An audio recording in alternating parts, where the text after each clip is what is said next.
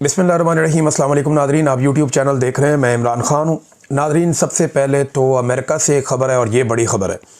Donald Trump और Netanyahu की मुलाकात हुई और उसके बाद उन्होंने मीडिया से बातचीत की और जो चीज़ें उन्होंने कही वो मैं आपके सामने रखने वाला हूँ।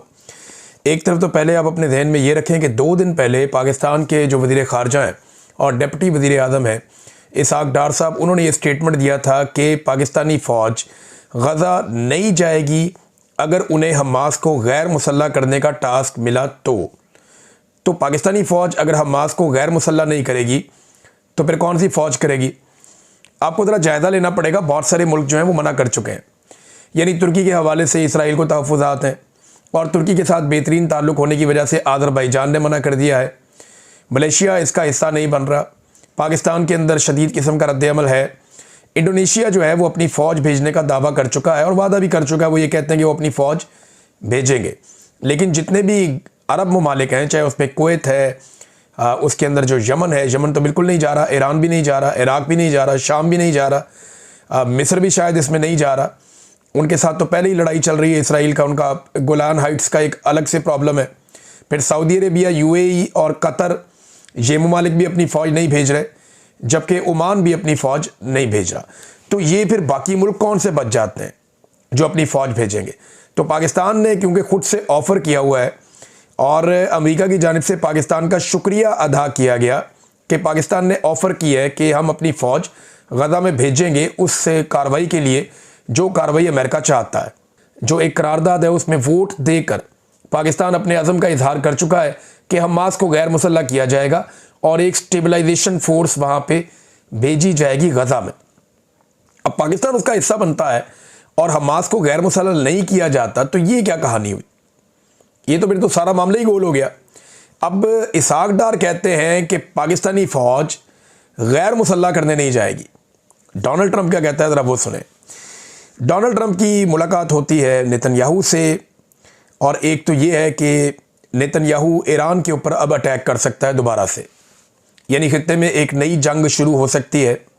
और इस मरतबा जो नेतन्याहू का अटैक होगा वो बैलिस्टिक मिसाइल प्रोग्राम के ऊपर अटैक करेगा।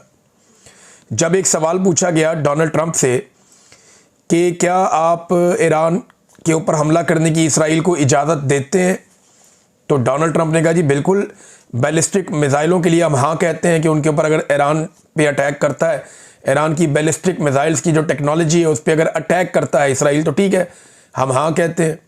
और अगर वो एटमी हथियारों के लिए अटैक करता है तो फिर तो हम कहते हैं कि फौरी तौर पे, यानी फास्ट, जल्दी आप इसको करें, हम ये कहते हैं। दूसरी जानब जो है वो इसराइली जो नेतन्याहू हैं, उन्होंने कहा मैं ये बात बार बार दोहराऊंगा और इसराइल बहुत खुशकिस्मत है, इसराइल को वाइट हाउस में कभी भी डोनाल्ड ट्रंप जैसा कोई दोस्त मुयस्सर नहीं आया।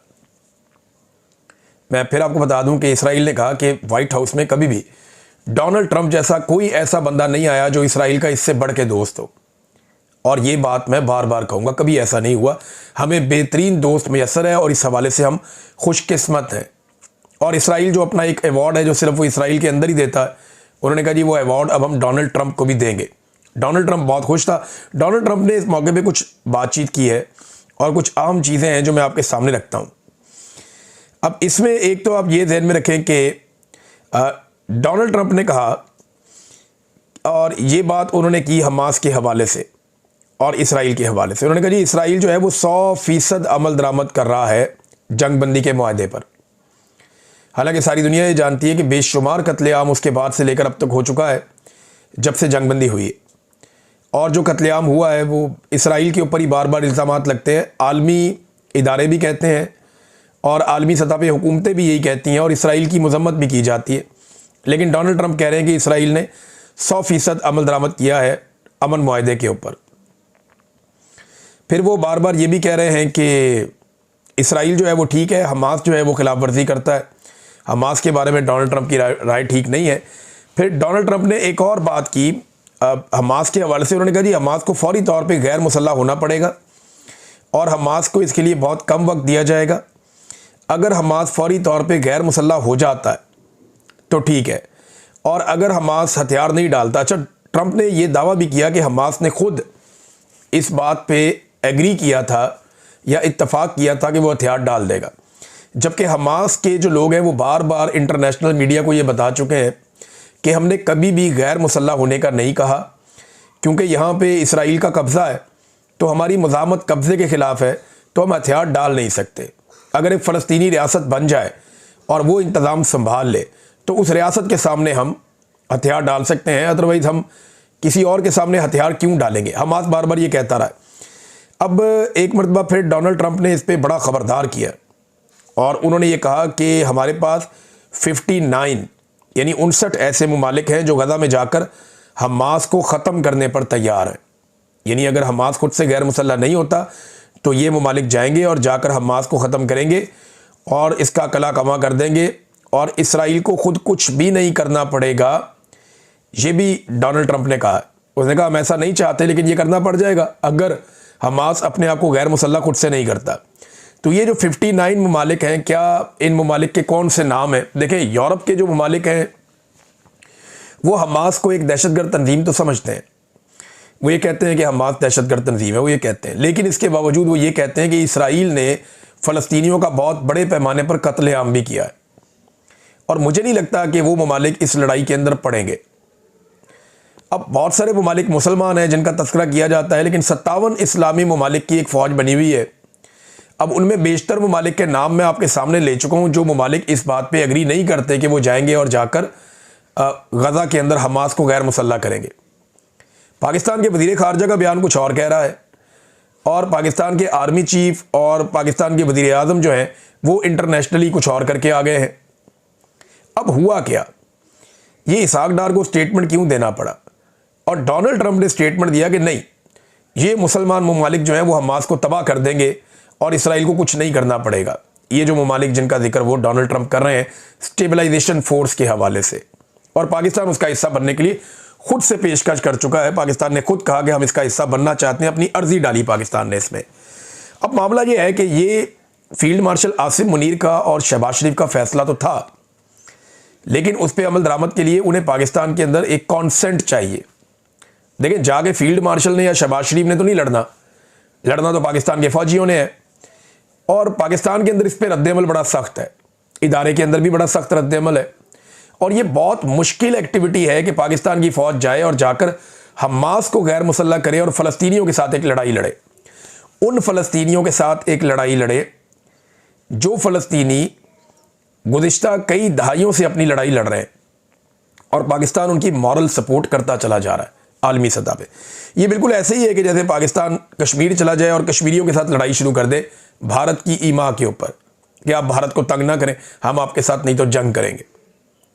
तो ये उससे मिलती जुलती चीज़ ही आप समझ लें कि जाएं और जाकर, क्योंकि पाकिस्तान ना दो जगह पे हमेशा से एक बात करता आया कि ये हक़ खुद इरादियत के लिए ये लोग लड़ रहे हैं, इनके हकूक़ इन्हें नहीं दिए जा रहे और इनके साथ जुल्म और ज़्यादती हो रही है, इनकी ज़मीन इनसे छीनी गई है।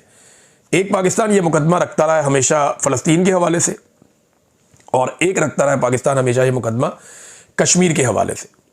अगर पाकिस्तान यू टर्न लेगा ना कश्मीर के हवाले से या फ़लस्तीन के हवाले से, फ़लस्तीन के हवाले से पाकिस्तान फ़र्ज़ करें यू टर्न लेता है, तो कश्मीर का केस आपका कमज़ोर हो जाएगा, क्योंकि इसी बुनियाद के ऊपर आप कश्मीर की भी सपोर्ट करते हैं ना। जब आप उधर सपोर्ट नहीं करेंगे तो आपको इधर सपोर्ट नहीं मिलेगी।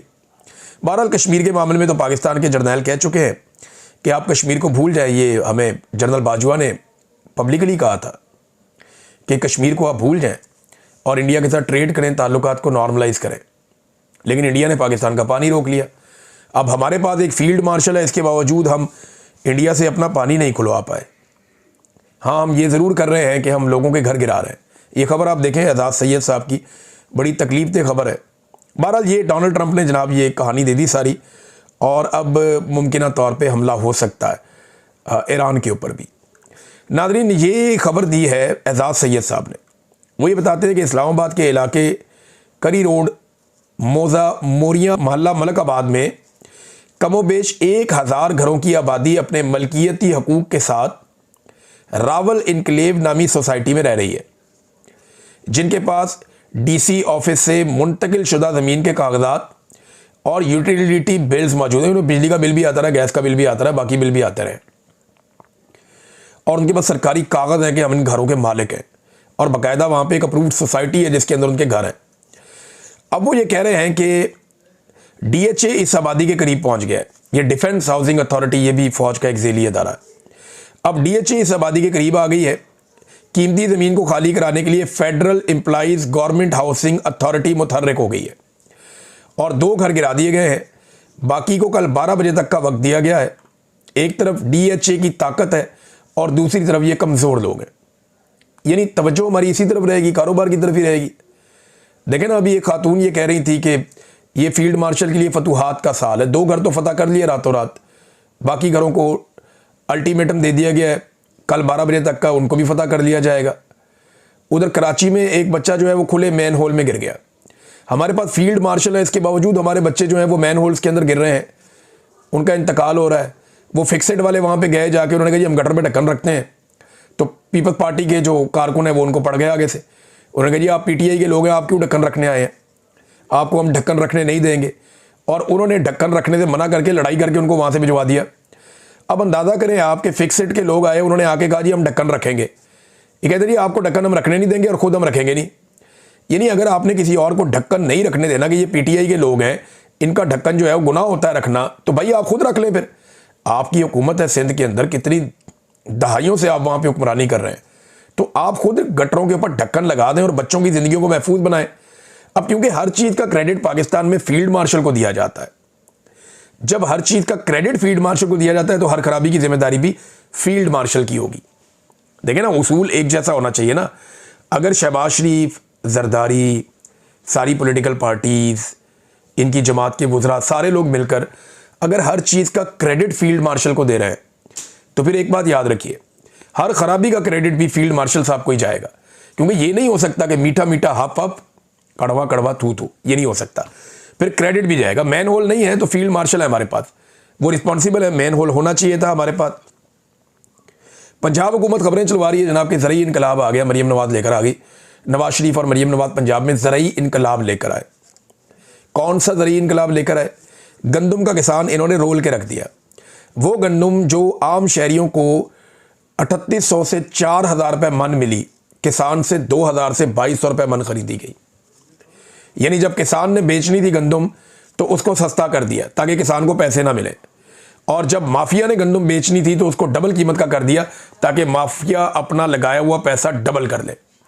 ये ज्यादती इन्होंने किसान के साथ की, और एक दफ़ा नहीं, बार बार ये ज्यादती इन्होंने किसान के साथ की है। गंदम की फसल में नुकसान, मकई की फसल में घाटा, धान की फसल में घाटा, कपास की फसल तो वो तो हुई नहीं, बहुत ही बेड़ा गर्क फसल हुई, और वहाँ पे भी घाटा। सब्जियों के अंदर घाटा है, वो किसान उठा उठा के अपनी सब्जियाँ फेंकते हैं, कभी आलू फेंकते हैं, कभी गोभी फेंकते हैं, कभी और कोई फल फेंकते हैं, सब्जी फेंकते हैं। माल्टा और किन्नू के जो जो जो काश्तकार हैं उनका बेड़ा गर्क कर दिया पकड़ के। और गन्ने के किसान के साथ जो इस मरतबा ज्यादती की गई है वो तो कई सालों का इन्होंने रिकॉर्ड तोड़ दिया है। तो किसान को तबाह बर्बाद करके ये कह रहे हैं हम ज़रई इनकलाब पाकिस्तान में लेकर आ रहे हैं। ऐसे ज़रई इनकलाब नहीं आता। पाकिस्तान टेक्सटाइल कौंसिल ने बताया कि टेक्सटाइल इंडस्ट्री की बरामदात में मजीद 14% तक कमी हो गई है। ये लगातार पाकिस्तान की बरामदात कम होती जा रही है, बड़ी बड़ी टेक्सटाइल मिलें बंद हो रही। 144 टेक्सटाइल मिलों के बारे में बताया गया चंद दिन पहले, जो बड़ी वाली थी वो बंद हो गई। अब वो कह रहे हैं जी हमारी एक्सपोर्ट्स के अंदर कमी हो रही है, 14% मजीद गिरावट आ गई है। हमारे पास फील्ड मार्शल हैं, लेकिन इसके बावजूद हमारी जो टेक्सटाइल की बरामदात हैं वो लगातार पाकिस्तान की कम हो रही हैं, जो एक बड़ी तकलीफदेह बात है और ये नहीं होना चाहिए। नाज़रीन, फौजी फाउंडेशन नफ़ा में है, यानी मुनाफा कमा रहा है। BBC की एक रिपोर्ट है कि फ़ौज के ज़ेरे निगरानी चलने वाले जितने भी उनके इदारे हैं कारोबारी, वो मुनाफे में जा रहे हैं, पाकिस्तान खसारे में जा रहा है। हालांकि पाकिस्तान के ऊपर जो है वो फ़ौज ने ही ज़्यादा वक्त हुक्मरानी की है, और मज़े की बात यह है कि फ़ौज के सारे कारोबार मुनाफे में है और पाकिस्तान जो है वो खसारे में है। इंटरेस्टिंग बात यह है कि जितने हुक्मरान हैं उन सब के अपने ज़ाती कारोबार मुनाफे में है, और जिस मुल्क पे वो हुक्मरानी कर रहे हैं वो मुल्क खसारे में है। आपको पता है क्यों? क्योंकि ये सारे अपने कारोबारों को तहफ़्फ़ुज़ देने के लिए और अपने कारोबारों को चलाने के लिए पाकिस्तान का नुकसान करते हैं। ये ऐसे फ़ैसले करते हैं जिससे पाकिस्तान नीचे जाता है, इनके कारोबार ऊपर जाते हैं। तो जब तक इस तरह के सियासतदानों को या ऐसे मफाद परस्तों को या इस किस्म की एस्टेब्लिशमेंट को आप अलग नहीं कर देते पाकिस्तान के मामलात से, तब तक पाकिस्तान में फेयर कंपटीशन नहीं होगा, तब तक पाकिस्तान आगे नहीं निकल पाएगा। बहरहाल इनके अपने कारोबार चलते रहते हैं। अब इमरान खान साहब पे तनकीद करते हैं कि इमरान खान ने अपने दौर में क्या किया। मैं आपको सुनाता हूँ क्या किया। ये ग्रॉक से पूछा, आर्टिफिशियल इंटेलिजेंस से, कि इमरान खान के दौर पे कुछ मंसूबे तो बताओ। अब वो क्या बता रहा है। उन्होंने कहा जी कि उसने 20 मंसूबे बताए। 20 पूछे थे, 20 ही बताए। उसने कहा जी नंबर 1 एहसास प्रोग्राम, गुर्बत मिटाओ। नंबर 2 10 बिलियन ट्री सुनामी का प्रोग्राम था, बहुत बड़ा प्रोजेक्ट था। नंबर 3 नया पाकिस्तान हाउसिंग स्कीम थी, बहुत बड़ा प्रोजेक्ट था। नंबर 4 सेहत कार्ड था, पाकिस्तानी आज भी याद करते हैं। नंबर 5 कामयाब जवान प्रोग्राम था, बहुत नौजवानों को मौके मिले। नंबर 6 दियामर भाषा डैम, इमरान खान साहब। मोहम्मद डैम, इमरान खान साहब। करतारपुर राहदारी, इमरान खान साहब। क्लीन ग्रीन पाकिस्तान, इमरान खान साहब। रोशन डिजिटल अकाउंट, अरबों डॉलर, इमरान खान साहब। रास्त पेमेंट सिस्टम, इमरान खान साहब। एहसास कफालत प्रोग्राम, इमरान खान साहब। पनागाहें, इमरान खान साहब। लंगर खाने, इमरान खान साहब। किसान कार्ड, इमरान खान साहब। एहसास स्कॉलरशिप्स, इमरान खान साहब। प्लांट फॉर पाकिस्तान, इमरान खान साहब। प्रोटेक्टेड एरियाज इनिशिएटिव, ये इमरान खान साहब का इनिशिएटिव है, इन एरियाज को प्रोटेक्ट किया जाए, तो ये भी उनका है। कोविड-19 स्मार्ट लॉकडाउन, एक ज़बरदस्त मनसूबा जिसको पूरी दुनिया ने सराहा। कौन था? इमरान खान साहब। असासा रिकवरी यूनिट, शहजाद अकबर साहब ने बहुत पैसा इन्होंने दुनिया से इकट्ठा किया जो पाकिस्तान का लूटा हुआ था। कौन था? इमरान खान साहब। आलमी सतह पर अफगान अमन अमल में इमरान खान ने बहुत बड़ा किरदार अदा किया। रिकॉर्डिक केस के अंदर पाकिस्तान के 11 अरब डॉलर इन्होंने बचाए। इस्लामोफोबिया पर अक़वाम मुत्तहिदा में करारदाद पास करवाई। कर्ज माफ़ी की वकालत की। रूस के साथ ताल्लुकात बेहतर किए। कोई नई कोयला प्लांट्स ना बनाने का इन्होंने ऐलान किया कि कोयले के साथ हम कोई बिजली नहीं बनाएंगे, इससे पोल्यूशन होती है। और बहुत सारी चीज़ें, बेशुमार चीज़ें जो इमरान खान साहब ने की हैं। तो ये जो लोग कहते हैं इमरान खान ने कोई काम नहीं किया, तो ये चंद काम है इमरान खान साहब के। और जितने काम इमरान खान साहब ने किए ना 3 साल में, अब उतने ही साल इनको भी हो गया आए हुए, लगभग 4 साल इनको होने वाले हैं आए हुए। तो इमरान खान से ज़्यादा टाइम इन्होंने गुजार दिया है। फील्ड मार्शल को भी साथ मिला लें, शहबाज शरीफ को भी साथ मिला लें, जरदारी को भी साथ मिला लें, सारी रवायती सियासी जमातें जो इक़्तिदार के अंदर हैं उन सबको साथ मिला लें, ये सब रल के इमरान खान का 10वां हिस्सा भी काम नहीं कर सके। मईशत को वो आदमी इतना ऊपर लेकर चला गया था कि आपकी माशी ग्रोथ 6% के करीब पहुंच गई थी और वो वहाँ सस्टेन कर रही थी। जबकि इन्होंने क्या किया? इन्होंने हर चीज़ का बेड़ा गर्क कर दिया आने के बाद, और सत्यानाश अभी तक पाकिस्तान में उन तमाम चीज़ों का जारी है। अब मरियम नवाज़ ने कहा जी पंजाब में बसंत मनानी है, तो मना लें बसंत। इनको बसंत पे पाबंदी लगानी पड़ जाएगी। उसकी वजह यह है कि बहुत सारी जगहों पे जो सबसे बड़ी डिमांड आएगी वो इमरान खान के फ़ोटोज़ वाली पतंगों की आएगी। सबसे बड़ी डिमांड आएगी वो पीटीआई के झंडों वाली पतंगों की आएगी। सबसे बड़ी डिमांड जो आएगी वो कैदी नंबर 804 वाली पतंगों की आएगी। ये बात तमाम लोग जहन में रख लें। ये बसंत मनाएंगे जिस पाकिस्तान तहरीक इंसाफ के झंडे को ये आज तक लहराने नहीं दे रहे। आपको हर छत से, हर जगह से, हर मोहल्ले से पाकिस्तान तहरीक इंसाफ की पतंगें ही नजर आएंगी। ये पुलिस वाले SHO बेचारे दौड़ते भागते फिर रहे होंगे हर जगह पे कि पीटीआई दे रंग वाली पतंग किसी ने उड़ाई थी, फड़ लांगे, कन फड़ा देंगे, ये करांगे, वो करांगे। आप देखिएगा ये होगा। ये नवाज शरीफ की शक्लों वाली पतंगे मुफ्त बांटेंगे, ये मरियम नवाज की शक्लों वाली पतंगे मुफ्त बांटेंगे और आपको लोग दिखाएंगे उन पतंगों को फाड़ते हुए और फेंकते हुए।